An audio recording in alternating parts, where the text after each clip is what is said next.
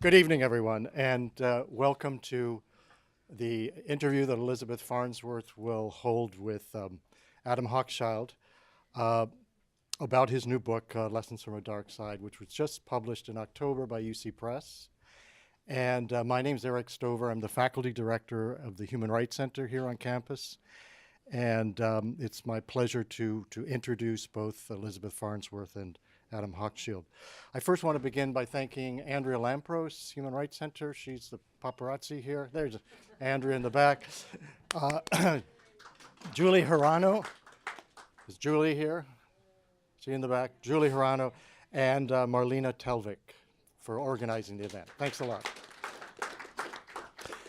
So I actually reviewed the book for UC Press, and as I read it, I kept thinking, this is like when you're a kid and you have a kaleidoscope, and you know every shift of the hand you see something different, and that's what impressed me because I would move from chapter to chapter, and I was in a new place on a new journey, and I think that's a signature of Adam Hochschild's work, is that he always takes us on a journey. And a lot of this journey is to the dark side. And there's no question we go to the gulags in the Soviet Union, apartheid in South Africa.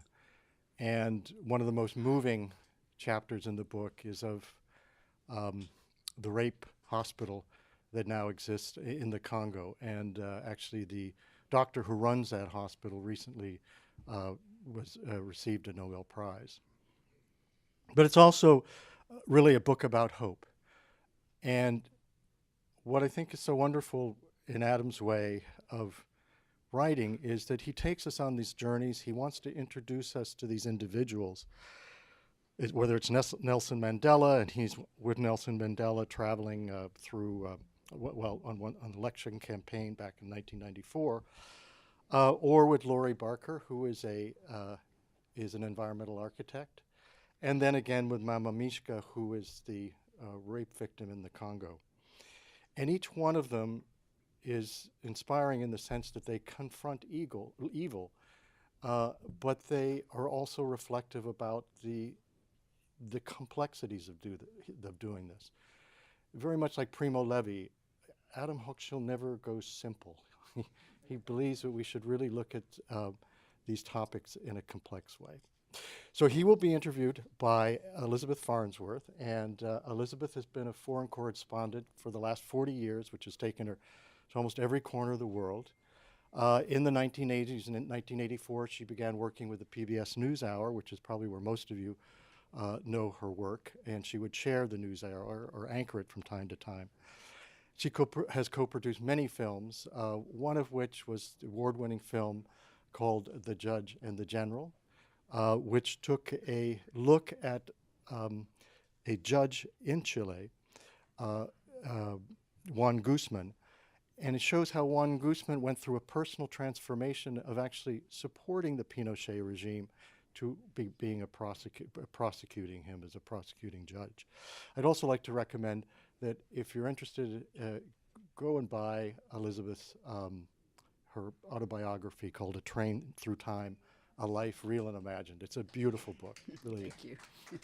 All right. Now, with Adam Hochschild, Adams claimed he began his life, and we believe him, as a greenhorn reporter in the 1960s with the San Francisco Chronicle. He went on to co-found and be an editor of Mother Jones magazine. And 36 years ago, and this is something you don't often see in his biography, he and his friend Harriet Barlow established the Blue Mountain Center in upper state New York. And it's a retreat, and in that time, they've offered residencies to hundreds of writers and artists. So you might want to note it's Blue Mountain Center, and you can apply for residencies there. But it's been really a great refuge for writers and artists. And he also teaches here in the Graduate School of Journalism, and has one course called Writing the Nonfiction Book. And I can tell you from my work with students, they clamor to get into that course. It's a tough course, but it's really teaching them how to write nonfiction well. Of course, we know Adam mostly from his books, and I just want to, in ending, mention 3 books that I would suggest if you're interested, and that is his autobiography, his first book, Half the Way Home, which really opens the window into what Adam will write in the future. And the other is a book that you don't often see, was called Finding the Trapdoor. And there's a wonderful chapter in it where he writes about why I decided to go from fiction to nonfiction. And it affected me on my path as becoming a writer. And then lastly, in Lessons from a Dark Time, there's only 6 copies left, and I understand from my financial advisor the price will be going up, so buy them soon. Scarcity. But there's a gem in the last chapter, 26, which is called Books on Our Souls. And I'll say nothing more than it's an ode to the bookshelf. And for that, all of us who love our books in this day and age, it's wonderful. So please thank and welcome Adam Hochschild and Elizabeth Farnsworth. Thank you. It's great to be here. I see a lot of friends, neighbors, students, professors. This is a great journalism school, you know. If you haven't read Ed Wasserman's latest report on the many successes of this school, I highly recommend it. This is a school with students that are doing work that very experienced journalists probably couldn't do, so I recommend it. Adam, you're firing on all 4 cylinders, or maybe 8 cylinders. It's really quite amazing to see this book, which just came out. And by the way, study if you buy it, study the cover photo, and read about what it is inside. I think this is one of the best, maybe the best photo I've ever seen on the cover of a book for what this book's about. You have this new book out. You have very important essays in current, 2 weeks old New Yorkers and the New York Review of Books. And we're longtime friends.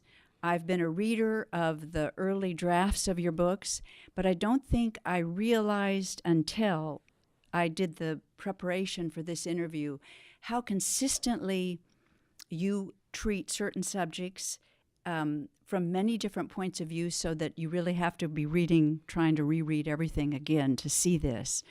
But you have, I would call them actually, certain obsessions. And I think that those are evident in this book. Lessons from a Dark Time, the name says it all. Whether you're writing about the struggle to end slavery, World War I, or the Spanish Civil War, it seems to me that you're looking for the key to understanding you're wrestling with, really, the dark time. And you, in that process, among much else that you do, you explore the question, who sees clearly and who is in denial? You're fascinated with that question.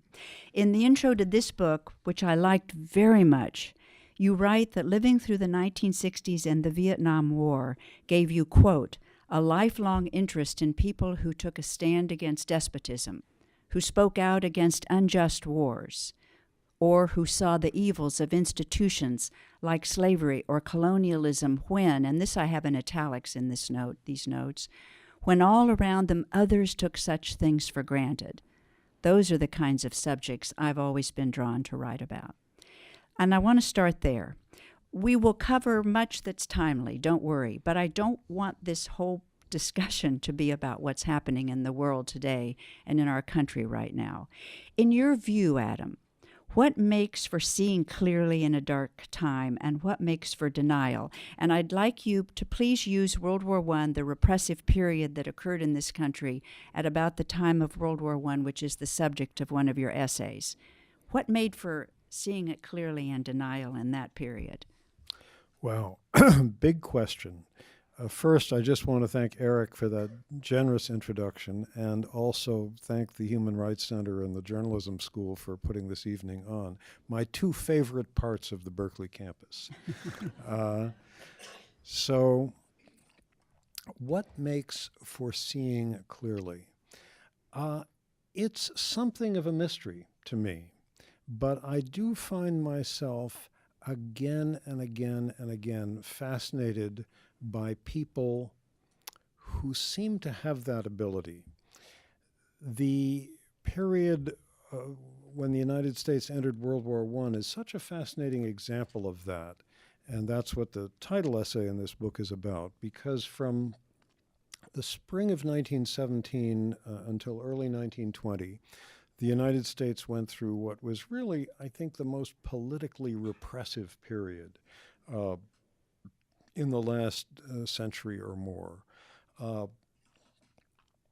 More than 1,200 Americans were arrested and imprisoned for their opposition to the war.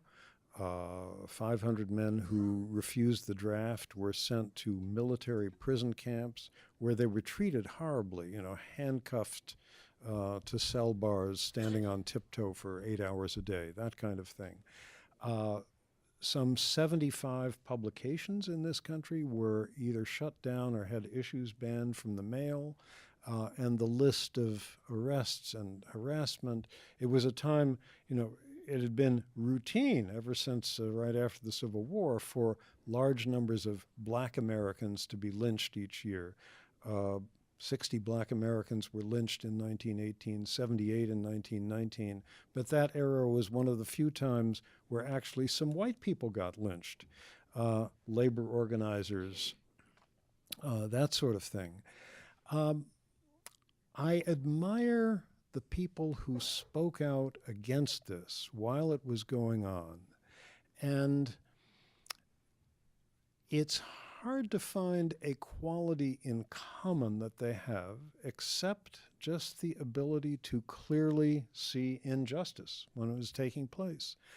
And especially as we're now coming to the end of this, 100 years after World War I anniversary period, it seems to me those are the people we ought to be celebrating. Emma Goldman, the great anarchist spokesperson and leader, for example, was sent to jail for 2 years in 1917 for organizing against the mandatory draft. And when she was put on trial, the prosecutor accused her of being unpatriotic. And she said in response, "My kind of American patriotism is like that of a man who loves a woman. He is enchanted by her beauty, but he is not blind to her faults." And I think that's a wonderful definition of patriotism. So I think one has to be able to make those distinctions and to not get swept away by the furor of the moment. And there is nothing that creates that furor, that tendency to want to jump on the bandwagon, than when a country enters a war or starts a war.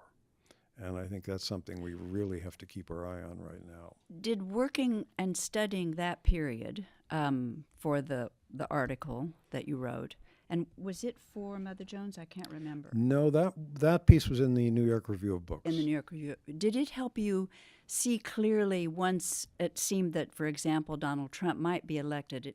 Does it help you understand or see this period more clearly, do you think, having studied that? Well, there are so many times in history when people want to jump on the bandwagon of a war. And World War I is such a terrific example of that, because on all sides there was tremendous enthusiasm. Everybody, there are always certain illusions that people have about wartime, and I don't think they have changed much over the years. One is that you expect the war will be over quickly. Remember when George W. Bush landed on that aircraft carrier with a big sign behind him, "Mission accomplished"? That was in 2003, and whatever the mission was then, I don't think it's been accomplished yet. Same thing in August of 1914 when German troops went off to battle. Kaiser Wilhelm II told them, "You will be home before the leaves fall from the trees." And I did a book about World War I, which you endured reading the manuscript of, Elizabeth, for which I'm very grateful. And I collected a lot of photographs of that period, and you can find a photograph, for instance, of German soldiers climbing into a railway freight car, and on the side is written, to Paris, and you can see pictures of French soldiers climbing into a railway car where on the side it's written to Berlin. So everybody expects the war to be over quickly and easily, and your friends are all going off to battle, so of course you want to do so as well. Plus it's a traditional source of glory. But of course, almost always, and World War I is a great example, the Iraq War is another great example, wars end up usually creating more problems And than what they about solve. events right now? Did the anti-immigrant, the attacks on the media, did it help you see anything differently now than if you didn't know about that Well, period? studying that period sort of reminded me that this anti-immigrant hysteria is nothing new. It has been with us for a long time. It's like a dark thread running through. It really is. And you know, there was the Know Nothing Party in the 1800s. There was a tremendous amount of anti-immigrant hysteria. I wish I had all the passages here so I could quote them from a book I'm working on right now, where all sorts of eminent people spoke about how the United States was being degraded by these unwashed Jews who were coming from Eastern Europe and diluting our healthy Anglo-Saxon stock. There's even an extraordinary passage of that sort. Had I known you were going to ask me, I would have brought it with me, from a book written in 1902 by a young professor at Princeton University named Woodrow Wilson. So that anti-immigrant hysteria has been there for a long time, and of course it climaxed in the legislation that was passed in 1924, which sharply restricted, had the effect of virtually shutting off immigration from Asia and sharply restricting immigration from Southern and Eastern Europe, i.e. Italians and Jews. And the way they set the quotas under the 1924 Act was, instead of setting a quota for what proportion of the American population came from different countries, they set the quota of what proportion of immigrants would be allowed in terms of what the American population was in 1890, which was before the new wave of immigrants that was heavily from Southern and Eastern Europe came. So that kind of thing has been there for a long time, and unscrupulous demagogic politicians have ridden that wave of hysteria forever. Although I must say, you know, when we get to the point where, you know, we're sending 15,000 troops to the border to guard us from a, you know, a caravan of 4,000 or so people who are slowly making their way across Mexico, I think this is a new height of absurdity. Are there demagogic people that you've studied and written about in our history that are like President Trump? It's hard to find someone quite on that scale, I must say. How about Pappy ODaniel. Oh, ODaniel. that's a wonderful example that Pappy's also in the book. I stole in a recent article from a very terrific writer, Ben Fountain. Oh, right. This is in the New York Review of Books. Yeah. The recent New York Review of Books. A spectacular writer. Some of you may know his book, Billy Lynn's Long Halftime Walk. And he writes about Pappy ODaniel, who was a Texas politician. There's some eerie parallels to Trump. He went into politics while running a flour company, flour that you cook with, called Hillbilly Flour. And as he campaigned for governor of Texas, he plugged Hillbilly Flour at every campaign stop, and its sales just increased and increased and increased.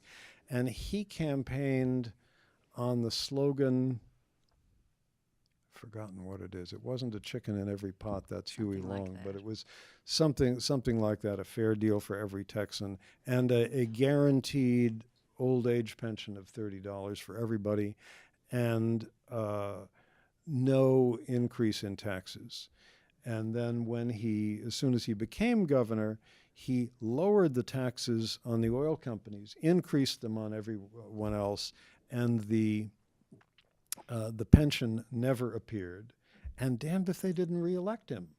So I hope that's not a portent for our time. And what about other occasions when the media has been attacked? There are a lot of journalists in this room, and we are now the enemy of the people. Have you seen this before? I know that in that World War I period, many newspapers and magazines were actually closed.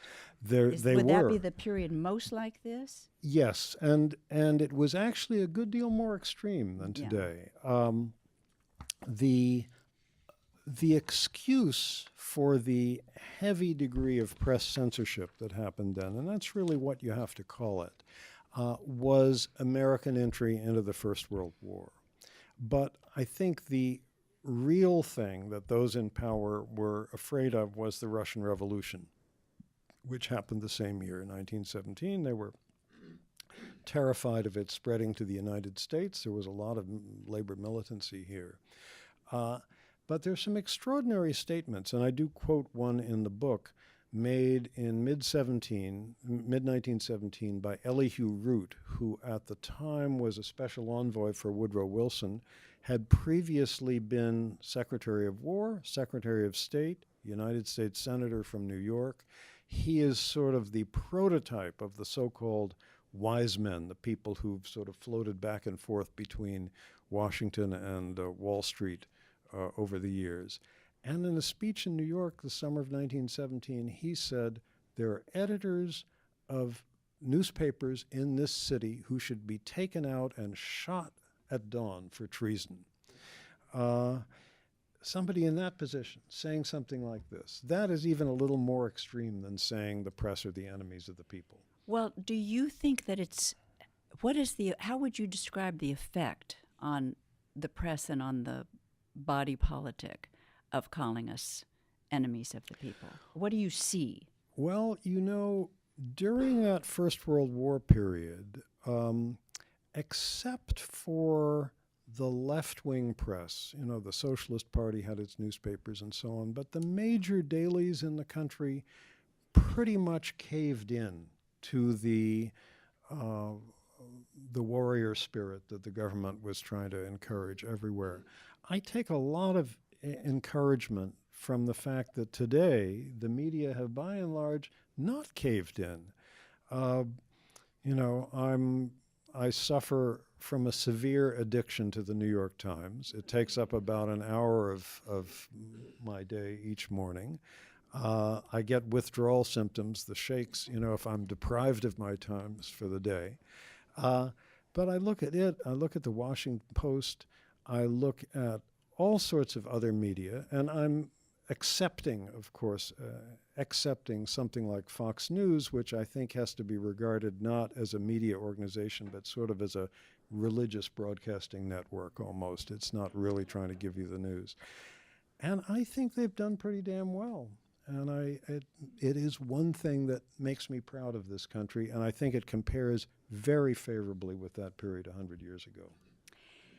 You're attracted to moments of history, I like the words you use here, when there seem to be, quote, sudden leaps of empathy. And the book is full of examples of this. I think you've written wonderfully about the late 18th century anti-slavery movement in Britain in this way. What do you think times of sudden leaps of empathy, and please describe that movement in England, what do you think gives rise to this? Well, part of what fascinates me is the mysteriousness of it. The 18th century England example is this. If in the mid-1780s, I should just by background say that throughout the 18th century, Britain was the world's most important slave trading country. Roughly half of the captive Africans taken across the Atlantic traveled on British ships. Some going to British colonies, some going to other countries' colonies as well. So it was hugely important to the British economy, And the British had these very lucrative West Indian islands that grew sugar for which there was a tremendous demand in Europe, and these sugar plantations were worked by hundreds of thousands of slaves. If you'd stood up on a street corner in London in 1786 or so and declared that there was something morally wrong with slavery, 9 people out of 10 would have thought you were a complete crackpot. Where would we get the sugar for our tea? We have slavery, the French, the Portuguese, they've got slavery in their colonies too. The Romans had slaves, the Greeks had slaves, and so on. It was just something taken for granted. In 1787, there began an extremely well-organized, very determined, initially very small anti-slavery movement, which basically invented every major tool of political organizing we use today. They made the first political poster, and you've seen it. It's that image of a slave ship with the bodies packed like sardines into it, a sort of top-down diagram. They created the first logo for a political organization. They invented the idea of having an organization with a headquarters in the national capital and branch committees or offices around the country. Many other things as well.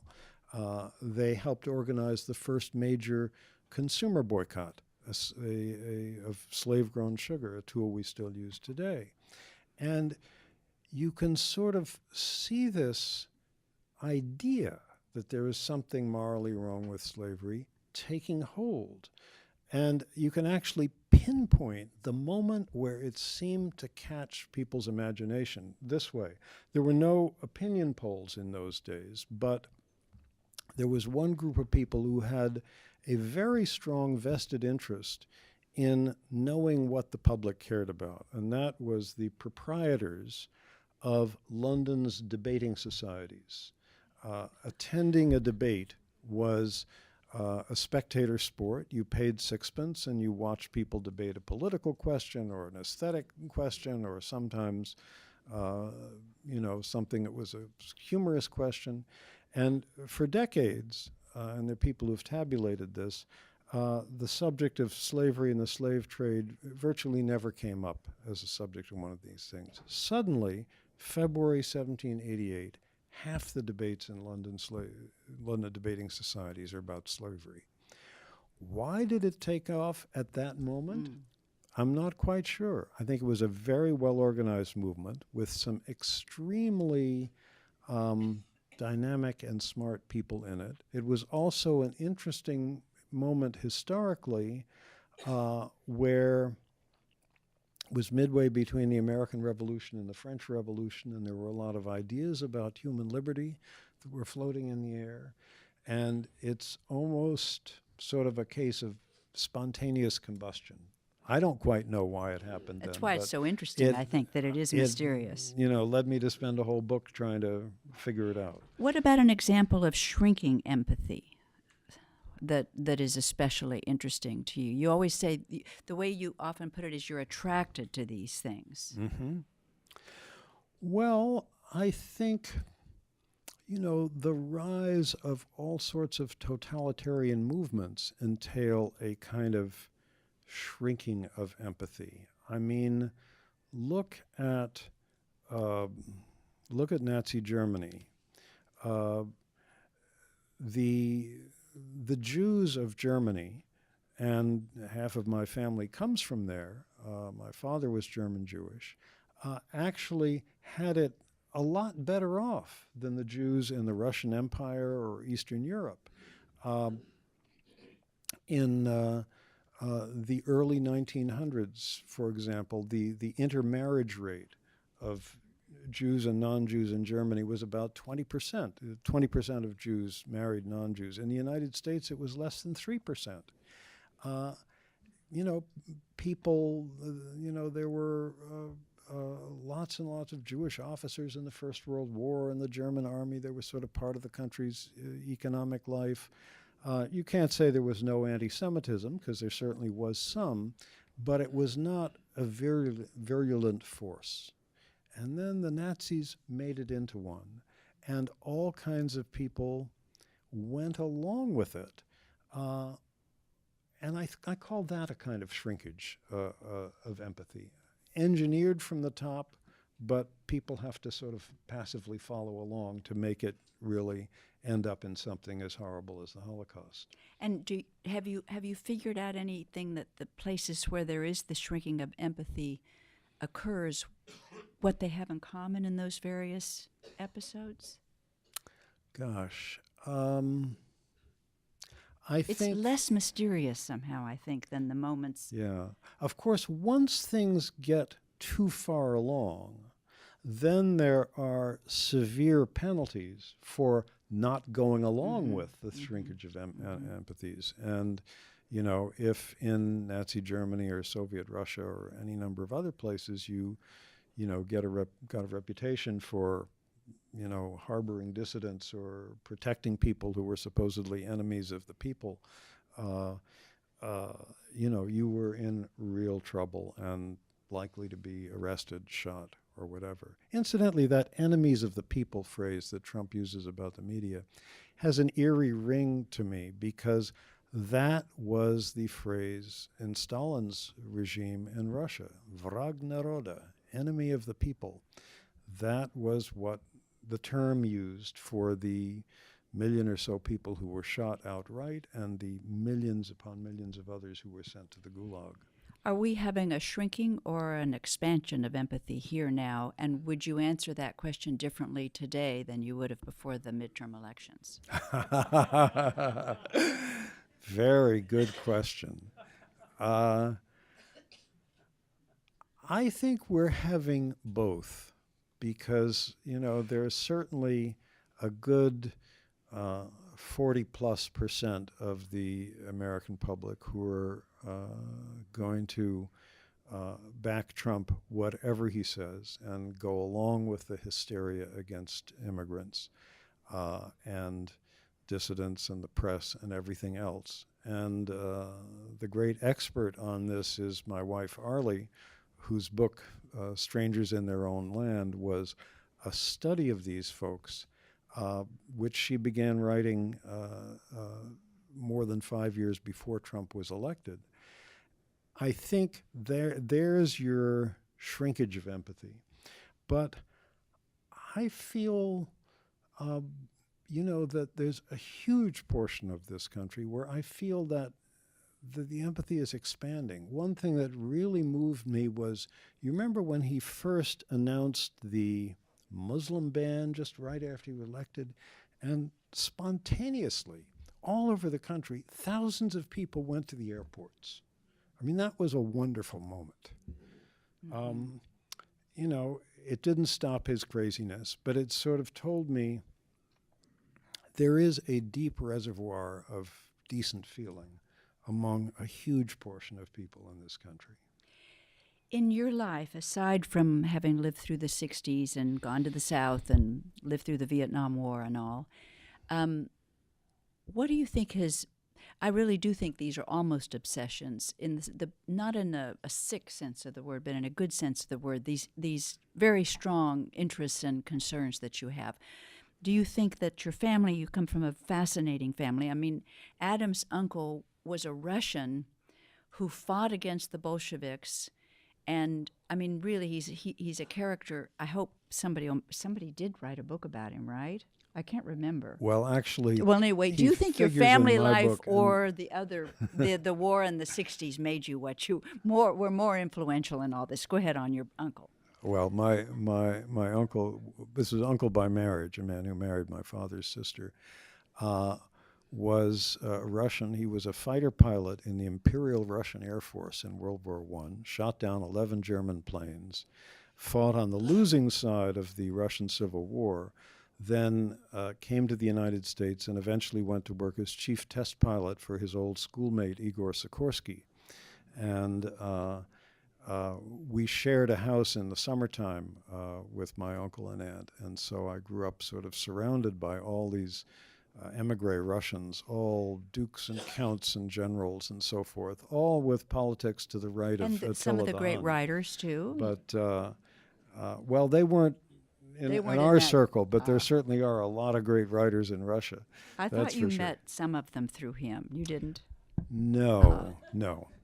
I wish, but even these folks with their czarist politics, they still knew their Tolstoy. Actually, I did, when I was very, very small, meet Tolstoy's daughter, who was a friend of my uncle, but not, alas, Tolstoy himself. But this Russian uncle and a father who headed one of the largest mining companies in the world and ended up an enemy on Nixon's enemies list. I mean, how do you? This influenced you, and of course, your experiences in the '60s and with the Vietnam War influenced you too. Well, how do you weigh them? I don't know. I think something that can often be a good springboard for making a life or for discovering yourself as a writer is having to deal with a bunch of contradictions. And that's certainly what I felt I grew up with and what I tried to talk about in my first book. Having a father who ran this mining company, but who at the same time was a person of very liberal politics, ardent opponent of the Vietnam War, ended up on Richard Nixon's enemies list. And just trying to figure out all this stuff was useful and interesting for me. I think that's an interesting way to explain why maybe many of us become journalists. I think that's a really interesting way to look at it. Okay, now we're going to do some how-tos. There are some journalism students here, and I think people that might want to write, and I think it might just be interesting. These are how-to questions, maybe answer fairly quickly. I have about 5 of them. In a few words, how do you do the following? Let's start with engineering. There's an essay in the book about John McPhee's engineering of his works. Explain the engineering, and how do you engineer your pieces? Do you engineer them before you go out to do the research or not?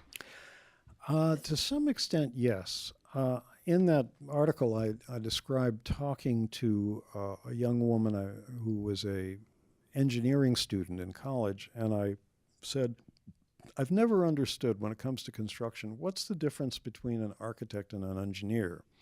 And she said, the architect designs what the building looks like from the outside. The engineer makes sure it doesn't fall down. And I think the same thing applies to writing. And in the classes I teach here, I put a lot of emphasis on structure. And I feel the same thing is true in my own writing.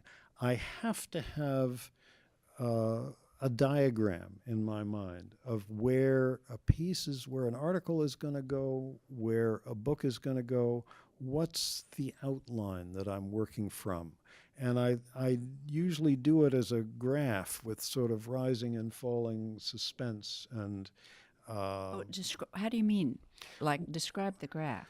Well, the graph would be sort of a rising line indicating that I'm trying to keep the reader in suspense about what's going to happen, and then we maybe drop down when some questions get answered, but then it starts rising again, and then I will do little boxes around points on the graph where I have enough material to construct a scene, because I think good writing, whether it's fiction or nonfiction, is, if it's narrative, it's very often made up of scenes. And when you're doing journalism or writing history, you look for what are the building blocks of scenes. If it's in the past, did somebody write a memoir? Did they write a letter about it?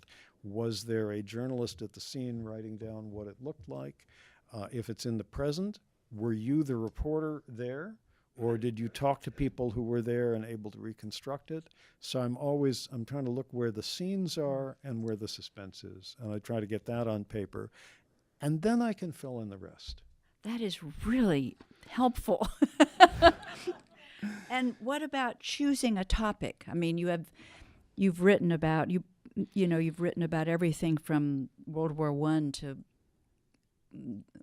Congo to Spain, so many topics. How do you decide? How do you know when this is a topic for you? I think when it's something you've long been obsessed by. I like it that you use the word obsession, because it really is. And when I look at the books I've done, they've all been things that I've been long obsessed by and then finally figured out a way to do it. And sometimes the figuring out takes a long time. Because of this bizarre and fascinating Russian uncle and my love of Russian literature and so on, I've always been fascinated by Russian history, the Soviet Union. How did the country that gave us Tolstoy and Chekhov also give us the gulag? And then finally there seemed a moment when it was possible to do something with that, when Gorbachev came to power. And all of a sudden, for the first time, people were able to talk about the history that previously was off limits. Because I'd often been to Russia as a journalist in the 1960s, 70s, and early 80s.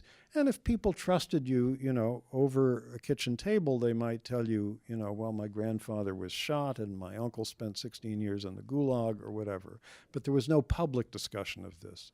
When that public discussion began, I wanted to listen in on it.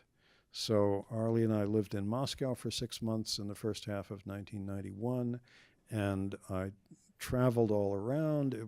We had the good luck to arrive there the month that they lifted the last restrictions, which were quite stringent on where foreign journalists could travel.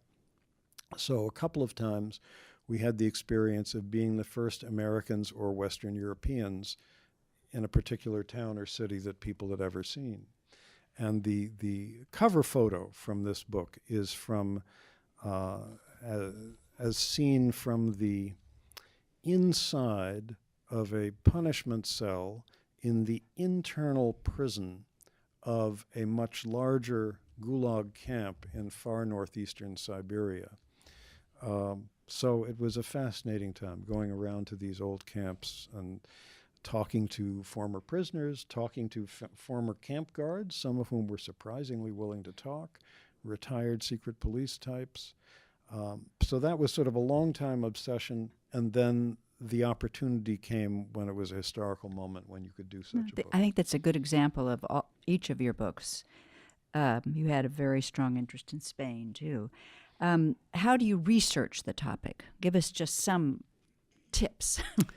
Well, to take the most recent book before this, Spain in Our Hearts, Americans in the Spanish Civil War, I'd long been interested in the Spanish Civil War. It's the only time 2,800 Americans have gone off to fight in somebody else's civil war. These were volunteers on the Republican side in Spain. 750 of them died there. And I had the good luck to know half a dozen of these men, all of them 30 or 40 years older than me. One of my first jobs was as a reporter at the San Francisco Chronicle. I was in my early 20s. There were two reporters who were much older who were both Spanish Civil War veterans. And when times were slow in the newsroom, I would ask them, what was it like? So I got interested then. And then 4 decades later decided, well, maybe there's a book here.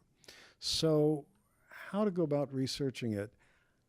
I look for voices, because when I do a book of history, I like to always build it around 8 or 10 people through whom I can tell the story of a moment in history, an event like the First World War, the Spanish Civil War, or whatever. So it's kind of like a movie director having a casting call. But I do most of my casting calls in the library over here, where I'm looking to see who wrote a memoir, who in some other archive, usually not here, left behind letters or an unpublished memoir, what journalists were on the scene and what they wrote. And so in picking the cast of characters for my Spain book, it was very much based on where I could find people's voices. And then when you tell people you're working on something, then often they suggest things to you. And that was how I came on what to me is the most, perhaps the most interesting voice in that book. There was a 19-year-old American college dropout, Lois Orr, who was traveling in Europe on her honeymoon when the Spanish Civil War broke out. And she told her somewhat older, considerably stodgier husband, we have to go there. They hitchhiked to the Spanish border, walked across it 2 months after the war began, lived the next 10 months in the Spanish Republic, and wrote the most extraordinary series of letters back to her family in Kentucky during that time.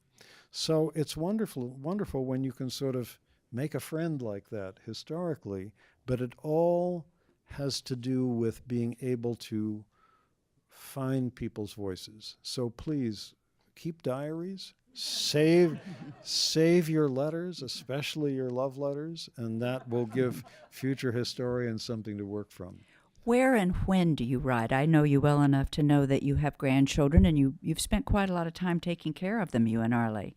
Where and when do you write, briefly? Whenever I can get a chance.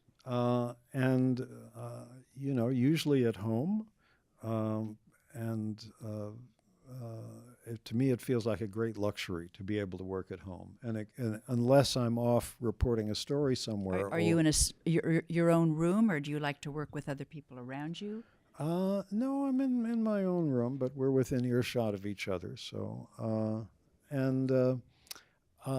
but when you reach a certain stage, and I'm sure every writer in this room knows this, once you get past the first draft, it's a whole lot easier.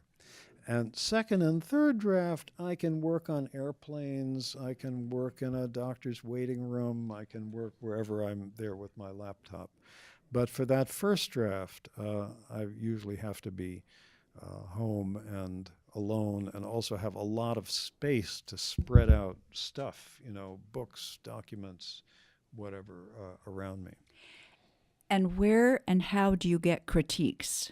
You're very adamant that your books go through, I think, 2 or 3 series of critiques. I read the most recent book, 6 months, a year ago, and Doug Foster, who taught here also, just read it. So I know that it's a long process. Describe the critiquing phase. Well, the first thing I do is to grab good friends and say, would you like to read a manuscript? I find that there are 2 types of readers I look for. One is people just who I think will have good judgment and that I can trust to be honest with me about what works, what doesn't work. And I always tell them, especially tell me where you get bored or where you get confused.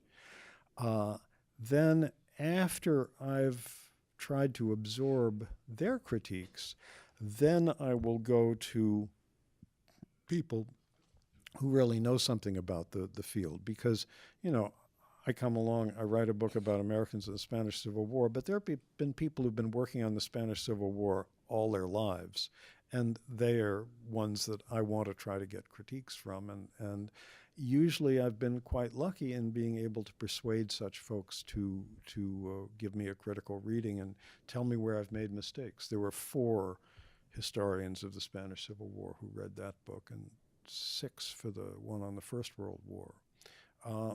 People are often very generous with their time doing this kind of thing. I think they would be with you. I'm not sure they would be with everybody, but I think they want to be part of your. And each book takes 3 or 4 years, would you say? 3. The First World War one was the longest, 6 years, because it took me a year and a half before I was able to figure out what I was doing. Which was a sort of an interesting process, I think. But others have taken less time. King Leopold's Ghost, about the conquest of the Congo, took me only 3 years, in part because King Leopold II of Belgium, who's sort of the central evil character in the book, burned all of the records of his administration of his privately owned colony. They all went up in smoke a year before he died. He said, the world does not have the right to know what I did there. And that saved me a lot of work. Don't save your diaries. If he hadn't done that, I might have had to spend an extra year poking around in archives in Brussels or something. What's your favorite book of all your books?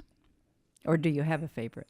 Well, I think of the history books, well, I guess two. I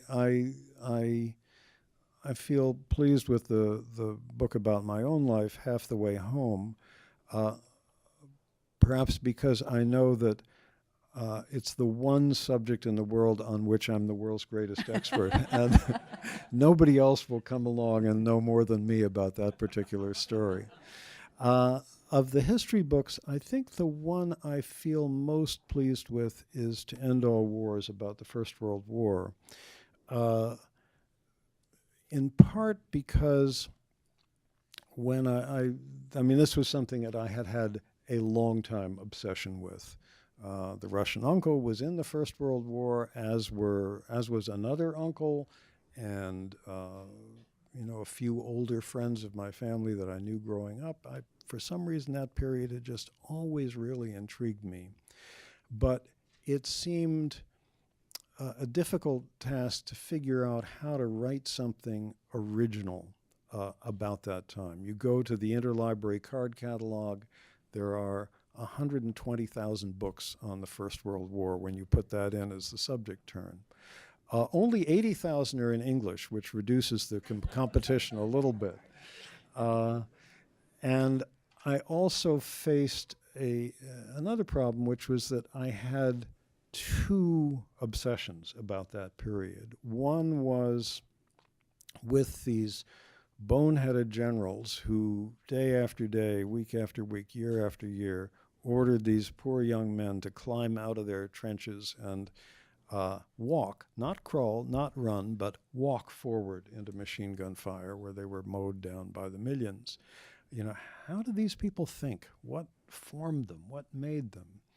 My other obsession was with these clear-seeing types of whom there were many in the countries on all sides at that time, who understood at the time that this war was madness, that it was going to remake the world for the worse in every conceivable way, and who refused to fight or who supported those who refused to fight. How could I get these two types into the same book? I couldn't figure that out for the longest time. I knew I wanted to concentrate on England because the anti-war movement there was particularly well organized, and there were some characters in it I was already interested in. I spent a year and a half doing nothing but reading and taking notes. Didn't see that structure, that diagram. And then it suddenly came to me when I was reading a very boringly written scholarly article. Such things are often a huge source of material for me, about a prominent British woman pacifist, Charlotte Despard, who was an ardent radical on every issue of the day, favored independence for India, independence for Ireland, spoke out very strongly against the war once it began, traveled up and down the country speaking at rallies, which were often broken up by rock-throwing mobs. And in one sentence in passing, this academic who was writing about her said, naturally, Mrs. Despard's opinions about the war were deeply upsetting to her brother, and it gave his name, which I recognized as British Commander-in-Chief on the Western Front. So I thought, that's going to be an interesting relationship. And then it hit me, divided families. That's how I'll do the book. So I went looking for other families, and 3 divided families, that pair being one of them, are sort of the core characters in the book.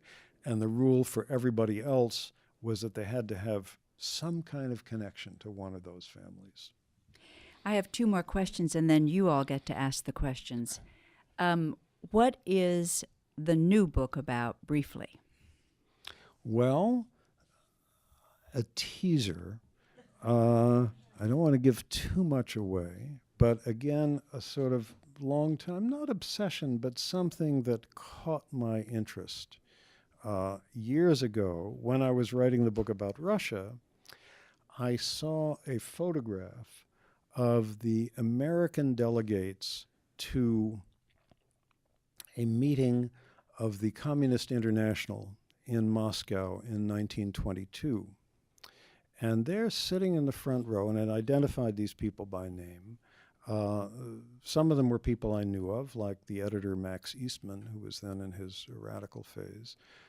One of them I didn't know, a quite striking-looking woman, and it gave her name Rose Pastor Stokes. And I thought, Stokes, that's an Anglo name. She has a very Jewish face. Also, it's a New York high society name, an enormously wealthy family, banking, real estate, railroad, many other things. If she's connected to that family, what's she doing in the Kremlin? I'm not going to say more. My last question has to do with international human rights. Eric Stover very kindly and very well, I thought, introduced us. And Eric helped found the Center for Human Rights at the University of California, on whose board Adam and I have served for many years. And it seems to me, and I want your opinion about this, essentially you're writing about human rights all the time. It seems to me that we've entered a fairly dark time, speaking of your dark time, interest in dark times right now, in international human rights and in the movement for international human rights, and especially compared with, say, the period when Augusto Pinochet was arrested in London and then indicted in Chile, and there was a lot of talk about universal jurisdiction and much else. I understand that there's much very important happening, and the center is involved in a lot of that work. Eric might want to, if you want to talk to Eric and Andrea about that later. But do you feel that something's changed fundamentally? Well, you're right that the arrest of Pinochet in London, does everybody remember that? That was an extraordinary moment when it looked like somebody could be punished in one country for huge human rights crimes committed somewhere else. And I think it sent a sort of ripple of excitement around the world that there could really be a set of international standards about human rights that where there was a widespread sense people ought to adhere to them. I think we haven't lost that completely. That standard is still there. Organizations like the Human Rights Center here do enormously important research on that. Human Rights Watch is larger than ever with branches all over the world, and I think the kinds of standards that organizations like that follow, Human Rights Watch, Amnesty International, above all, where they try to judge all countries by the same standards, is enormously important. But obviously there has been a setback because all over the world we've got demagogic right-wing leaders in power. I'm ambivalent about the word populist, which is so often used because I think it's so imprecise, but strongman leaders, people like Trump, how Trump would like to be here, people like Orban in Hungary, Erdogan in Turkey, Putin in Russia, and the list could go on much, much longer. And these are people who don't give a damn about human rights in any way and scorn the idea of any kind of international standards. And we have to work very hard to combat that feeling. I think in the U.S., at the moment anyway, we've got all kinds of countervailing institutions which put up much more of a resistance to that than one has in places like Russia, Turkey, Hungary, and so forth. But it's an ominous time. Okay, it's your turn now. There's a microphone, so wait until you have it in your hand. Who has a question? Yes. And please say, I'm assuming these are mostly all going to Adam. Don't ask me any questions. Yes. These are for Adam. Yes, Adam. in your book, Bury the Chains and King Leopold's Ghost, you've spoken a little bit about it, about people coming together and saying, this has to stop. And mostly wasn't the slaves doing that or the free Africans in Europe and in England doing that. It was people from the mainstream doing that. Do you see any organization in this country from the mainstream that is taking charge and doing something similar that, like what Black Lives Matter is doing, for example? That's a good question, Edwin. I think that actually, when you look back at the anti-slavery movement, you're right that it was people from the mainstream. It was white people in England who were the core of that movement, because there were very, very few black people in England at that time. But I don't think the movement would have ultimately succeeded, or at least succeeded as soon as it did in ending slavery in the British Empire, had it not been for the massive slave uprisings in the West Indies, which I think really speeded things up. And I think that's the way successful social movements usually work, that it's not Black Lives Matter alone that is going to bring about change here, but people from other sectors of society have to push for those sorts of changes as well. You asked about the mainstream. I'm not quite sure what we consider the mainstream here, but certainly if you look at how Americans voted in this last election, it did show that the majority of people in this country certainly do not seem to want what Donald Trump is preaching.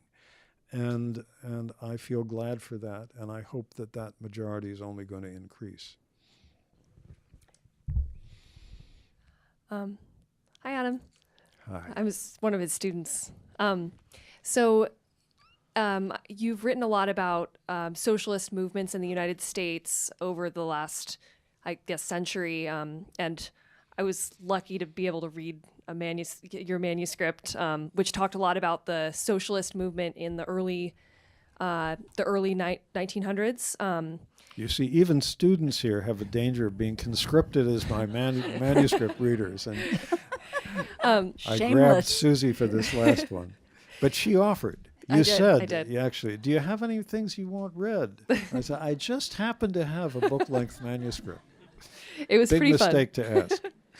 Well, I was wondering, because when I was reading that, I was thinking a lot about DSA and some of these modern socialist movements that are starting to take root in response to some of the authoritarian tactics that are being used by the administration currently in power. And I was wondering whether you could tell us what you think of, if you see any parallels between those two movements or any differences, and whether you have hope for this current iteration of like a socialist wave in the United States.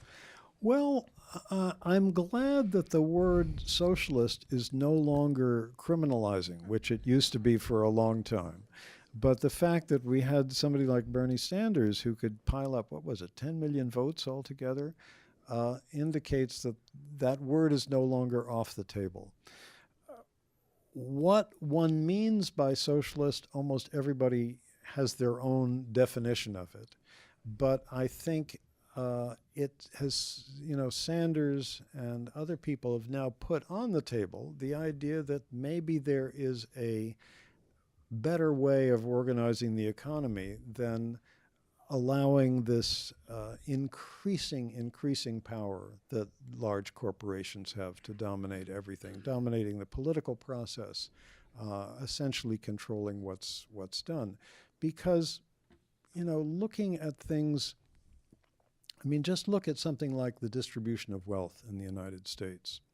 We are on track probably next year to surpass the record that was set in 1929, just before the stock market crash, of unequal distribution of wealth in the United States. 1929, just before the crash, slightly over 40% of American wealth was held by the top 1% of the population.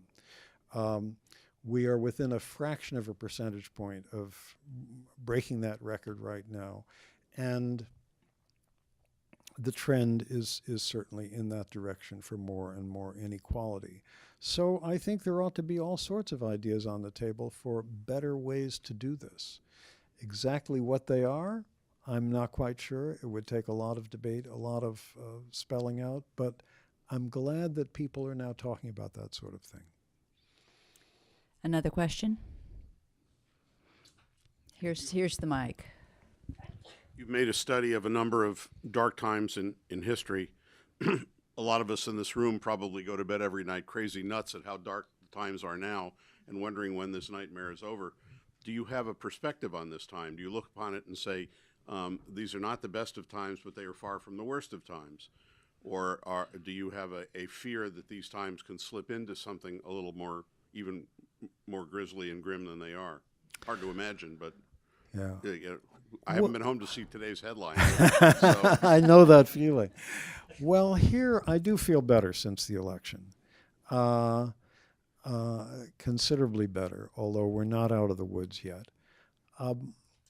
And I think there are times when it has been much more grim. I think back to that period of 1917 to 1920 that I was talking about before, where there was an unbelievable furor against dissidents of all kinds, and everybody on all sides, including editorials in mainstream daily newspapers, piled in. If we talk about dark times, think about things in the American South before 1960 or so. The vast majority of black people in this country could not vote then, and they would have been flabbergasted to be told that there would ever be a point when a black candidate could, in a state like Florida or Georgia, come within a percentage point of winning an election. And who knows, maybe even win one of those elections if they do a recount. So that's another area where I think there has been some progress. So yes, times are kind of bleak right now, but I'm not without hope. Actually, I have a quick question related sort of to that, but also related to the question about inequality of wealth. In the New York Review of Books piece that came out late last month, it's called American Devilry or something like that, and it's really about the devil of racism. And Adam asked this question in it after going through these books and about racism, and he says, whose interest does the devil serve? And why don't you answer that question the way you do? Because you're seeing it as a smokescreen, the open racism and the dog whistling racism too. It's all a smokescreen, while this tremendous inequality of wealth just gets worse. Is that right? I think so, because I think there is, for a demagogue who wants to enrich himself and his friends, and I think that's a definition we can apply to Trump, to Orban, to Putin, to Modi in India, and many other people. There is nothing that allows them to do that better than to get people focused on hating some racial or religious group and demonizing them. And, you look at all of these folks, Orban in Hungary sort of thunders away against refugees polluting Europe. There are no refugees in Hungary. They haven't let any of them in. It's like you can have anti-Semitism without Jews. There are virtually no Jews in Hungary either, but look at the way Orban thunders against George Soros all the time. Look at the way Trump is thundering against this tiny little caravan of people in Mexico. Look at Modi in India, who really rose to power on demonizing Muslims and doing nothing to stop a massacre of Muslims that took place in his home state of Gujarat. And I think that kind of ethnic fury, ethnic or religious fury that's cultivated by a leader is usually a mask for something else, very often for self-enrichment. And now one more question, and then I think Eric has final remarks too. One more question. Wait for the mic, please. We'll have two. There's one there and one here. I think I recall that Knight Ridder newspapers was not on the weapons of mass destruction bandwagon during the run-up to the Iraq War. And then they disappeared. Is there a connection? But those investigative reporters that weren't on the bandwagon didn't disappear, right? I don't know where they are right now. There were two of them especially. You know, Ed Wasserman Ed knows more knows. about this than Yeah. I do. They're now the McClatchy Washington Bureau, and a number of the they're now the McClatchy Washington Bureau because McClatchy overpaid disastrously for Knight Ridder and drove themselves into the ground. But the Washington Bureau of McClatchy still exists, and a number of those people are still there. In fact, there's a movie out now, a movie called Shock and Awe, which looks at that history when the Knight Ridder or McClatchy bureaus in Washington was really the only journalism organization in the country to get their story right on the run-up to the Iraq War and on About the WMD. weapons of mass It's destruction. out now as we speak. Great. Shocking. It's a documentary, huh? No, it's a feature film. It's Really? got Woody Harrelson. It's directed kidding. by didn't know Carl that. Reiner's son. Good to hear. It ages me. The other Reiner, the younger Reiner. Okay, one last question Rob here, Reiner. and then Eric. Yeah, you. In the grace, yeah. Okay, great, thanks. There's been a split between rural and urban, not only in this country, but around the world. And I think it goes back a very long time. In fact, there's a recent book, I don't remember the name of it, that traces Rousseau and Voltaire as two poles, where Voltaire, as the urban cynic, looked down upon Rousseau, and Rousseau felt a terrible sense of resentment for not being part of the club. And I'm wondering, and Arlie, of course, you found that in rural Louisiana. I'm wondering if some of this dynamic could be broken somehow, if those of us who live in urban areas give a bit more respect to certain parts of what rural people do for us. After all, they're the ones who produce most of the food in the world and lots of other things too. And I think they can feel the contempt from thousands of miles away. As a Kansan, I can tell you they do. I think that's a very good point. I mean, ever since Arlie started doing this work in Louisiana, and I went there with her on a couple of trips, we've both been much more conscious of, hillbilly jokes on television and that kind of thing. And I think this country is sort of dividing a little more and more into sort of heavily populated, predominantly urban areas on the coasts and thinly populated, somewhat more rural areas in the middle. And that division also is, to some extent, between left and right politically. And then it's sort of self-reinforcing. Look at where Amazon put its two new headquarters that there's been so much publicity about. They looked at whatever it was, 50 sites around the country. But, they didn't go to Indianapolis or Kansas or anywhere else in the middle. They went to the other coast, from Seattle to Washington, to the outskirts of Washington and New York. And I was trying to imagine how that must feel to people in the middle of the country who were thinking, we're losing out once again. I think there are examples I've seen of countries that have tried to do something to bridge that gap. For example, one of the many fringe benefits of being married to Arlie is that when people give her an honorary degree, which they do all the time, I get to go along on those trips also. And a few years ago, she got an honorary degree at the University of Lapland in northern Finland. And what we found when we got there was that this was a large, very well-funded university, And people told us that the reason for that was that the Finnish government was disturbed that their rural areas were losing population. So they decided to put extra public investment into them and to put various centers at this university there instead of in Helsinki, the capital, or somewhere else. So countries can do this kind of thing if they want to. And if they think that public investment is a useful tool and not, criminal overreach of the deep state or whatever, there are many possibilities that we have yet to explore in this country. Eric. Thank you.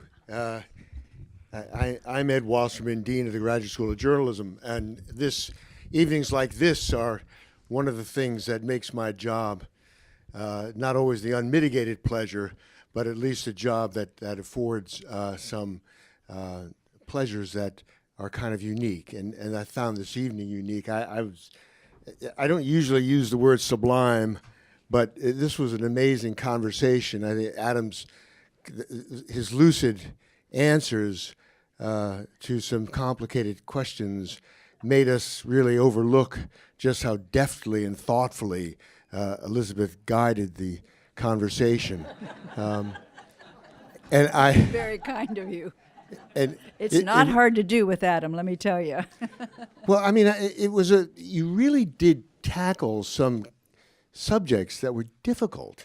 They're very complex, and they sort of went down they were expressed so gracefully, and they went down so effortlessly. I'm just stunned, and we have a number of these things here. I'm proud to say that the journalism school is able to do this, and we're happy to partner with the Center for Human Rights. And I was admonished to make a few little housekeeping points just to point out that this room we're in now is the result of a 7-figure gift given by the Jonathan Logan Family Foundation. It had been a nice, somewhat shabby library. It's a shabby library because it was full of books, which nobody had opened in many years. And now we've turned it into this multimedia space where we can stream content to people far and wide, and it's comfortable and it's beautiful, and the speakers work. But what you need to realize, and I want you to leave here with your passion, your passion for justice unshaken, but to understand that I've got a school full of students who share that, and that's why they're here. And they go through an arduous 2-year process to learn to be journalists, and they're entering into a field that does not afford very, very promising careers. And they're doing it anyway, and they're taking on debt to do that, and they need help. And just as the Center for Human, so when you're looking at your holiday giving, I want you to think of the Center for Human Rights, because their work is unimpeachable and urgent and necessary. And I want you to think of the Graduate School of Journalism, because the state of California doesn't like to think of the Graduate School of Journalism. It doesn't even like to think very much of the University of California. And as some of you know, if you've been following the news, UC Berkeley used to get 40-50% of its money from the state of California, now gets 13% of its money from the state of California. They're privatizing us without giving us the wherewithal, without giving us the vast range of wealthy alums that the Yales and Harvards of the world have, and they're asking us to turn ourselves into a private university, which means that I have to get up and make pitches to you and to just remind you that of the worthwhile causes that you're looking at, you should be looking at the University of California, you should be looking at the Graduate School of Journalism, and you should be looking at the Center for Human Rights. So I thank you. I thank you two for a magnificent evening. And I thank you all for coming. Thank you. Very quickly, I just want to add, this goes back to the Butch and Sundance film, everybody remembers. That scene where Sundance turns to Butch and says, "Just keep thinking you're good at it. That's what you're good at." And Ed, I want to say that while you're here, you see, I think we need is a plaque here in the J School. And I think it should say, "Just keep writing, that's what you're good at." And then I'd like to have underneath a quote from Adam, which he had to fill out a statement when he won the 2012 award from the American Academy of Letters and of Arts and Letters. And he wrote this. He was asked, "Why do you write?"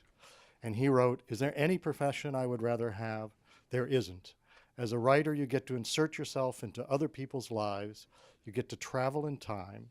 And unlike those in all sorts of other lines of work, from ballerinas to quarterbacks, you never have to retire." So with a warm one, like, we don't want Adam to retire. Okay.